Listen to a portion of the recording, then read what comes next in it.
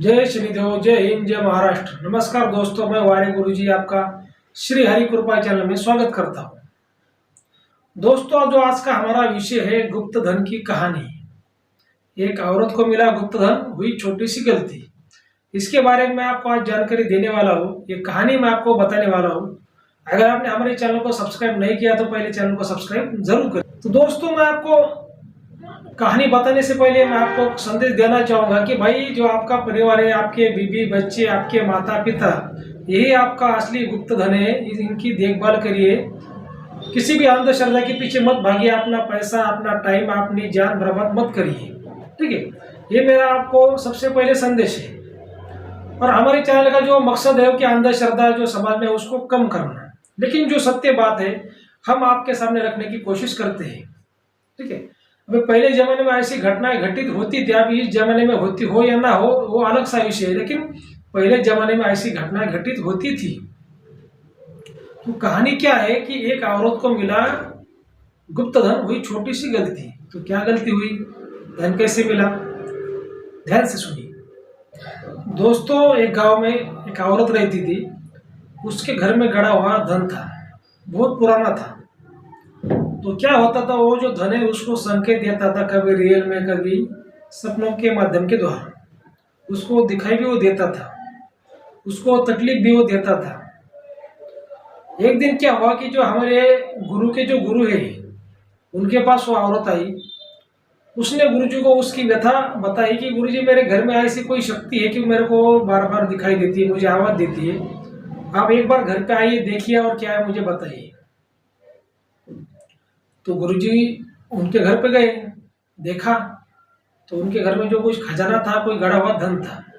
ठीक है, बहुत पुराना था, उस पर टोटका भी था, उस पर शक्ति भी थी और वो बड़ी थी।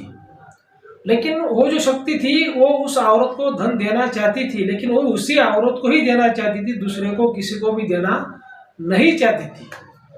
जो हमारे गुरु के गुरु जो बड़े थे उनको भी वो देना नहीं चाहती थी। वो किसी भी तांत्रिक को धन हो शक्ति नहीं देना चाहती थी, सिर्फ उस औरत को ही वो देना चाहती थी। तो गुरुजी ने उसको बोला कि देखिए बहन जी, ये जो शक्ति है धन के ऊपर की, आपको ही धन देना चाहती है, दूसरों को किसी को धन देना नहीं चाहती।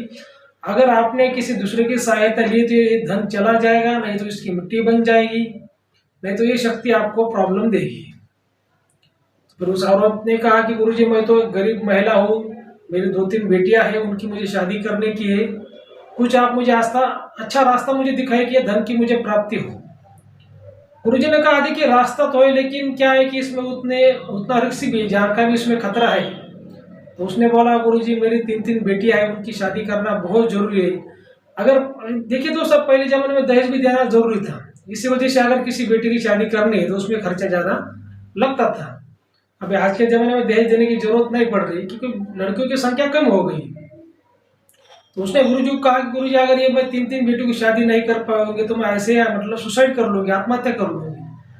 तो कुछ मेरे ऊपर कृपा करिए, कुछ धन की मुझे प्राप्ति हो, कम से कम मेरे बेटियों की शादी हो, इतना तो मुझे धन की प्राप्ति हो, ऐसे आप कुछ कृपा करिए। अभी देखिए, पहले जमाने के गुरुजी भी मतलब वैसे थे कि वो धार्मिक थे, उनको कोई ज्यादा लालच भी नहीं थी। तो उन्होंने वो उपाय उसको बता दिया कि उसको धन को कैसे प्राप्त करने का। आज के जमाने के गुरुजी आपको नहीं बताएंगे, क्योंकि उनको लगेगा कि अरे मैं तो इसको उपाय बताऊंगा तो ये आमिर बन जाएगी, मुझे क्या देगी, अगर मेरे पीछे इसको धन मिल गया तो मुझे क्या देगी। आज के जमाने के तांत्रिक लोग ऐसा सोचेंगे, जो पंडित लोग हैं वो ऐसा सोचेंगे। लेकिन पहले जमाने के पंडित तांत्रिक भी वैसे ईमानदार थे कि वो ज्यादा लालची नहीं थे। ठीक है, तो गुरुजी ने उनको बता दिया कि ये शक्ति को तेरे नाम से बांधना पड़ेगा, ये शक्ति आएगी तेरे को दे देगी। ऐसा ये योग बनेगा, कुछ आधा मिनट का 1 मिनट का, उसी टाइम पर शक्ति आएगी, तेरे को धन देगी। उसी टाइम पे तेरे को धन ये निकाल के लेने का है, जितना तू निकाल सकते हो उतना निकाल के लेने का। ठीक है, जो सही उपाय था ईमानदारी से गुरुजी ने उसको बता दिया। अब जब उपाय गुरुजी ने बता दिया, वो शक्ति को उसके नाम पे, उस औरत के नाम पे बांध दिया। उसके बाद 5 दिन बाद अमावस की रात थी।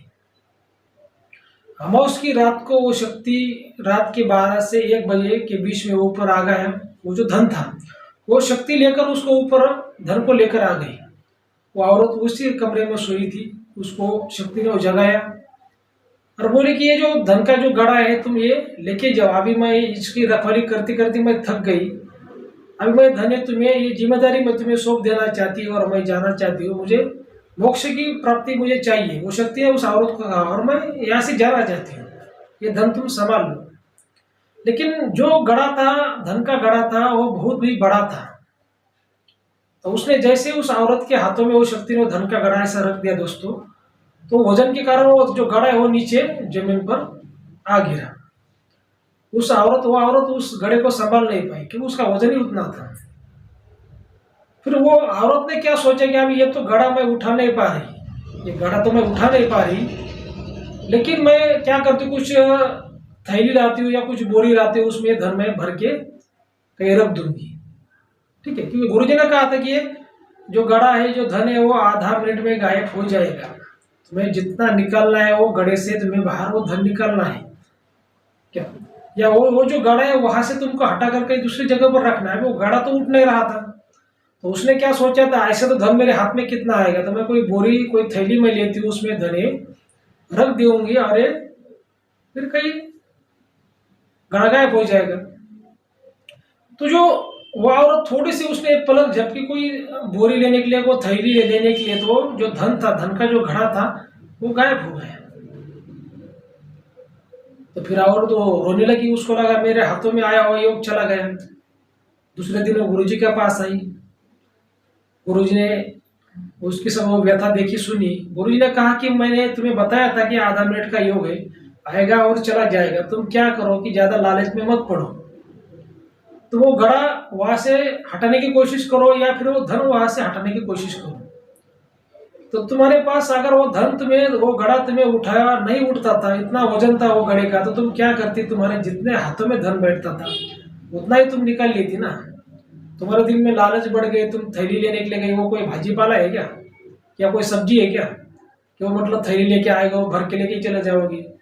वो ये योग रहता है, पिछले जन्मों का, हजारों जन्मों का पुण्य रहता है, वैसे पुण्य की प्राप्ति की वजह से ऐसे धन लोगों को मिलते हैं, और तुम्हारे नसीब में योग था क्या, तुम उसको नहीं ले पाई। लेकिन जो जो घड़ा था दोस्तों, जमीन के ऊपर जो गिरा था, ठीक है, उसमें जो 2-3 जो सिक्के बाहर पड़े, कितना 2-3 सिक्के बाहर पड़े थे, तो थोड़े दूर जाकर पड़े थे, 5 फुट या 10 फुट थोड़े दूर जाकर वो 2-3 सिक्के गिरे थे। तो उसी वो 3 सिक्के पर फिर वो उसने वो 3 बेटियों की शादी कर दी, उतना वो खर्चा उसका तो उन 3 सिक्कों में वो हो गया। तो वो अगर वो लालच में नहीं पड़ती तो पूरा ही धन उसको मिल जाता दोस्तों, या वो फिर आधा मिल जाता, तो कितनी अमीर बन पाती, कितनी अमीर बन जाती। लेकिन लालच क्या करती है, आदमी को बर्बाद कर देती है। ज्यादा लालच में लोग जो शेयर मार्केट में भी बर्बाद हो जाते हैं, शेयर सट्टा लॉटरी में बर्बाद हो जाते हैं। लालच करना बुरी बात है। ठीक है दोस्तों, अगर आपको ये कहानी अच्छी लगी तो हमारे चैनल को सब्सक्राइब करिए। जय श्री देव, जय हिंद, जय महाराष्ट्र।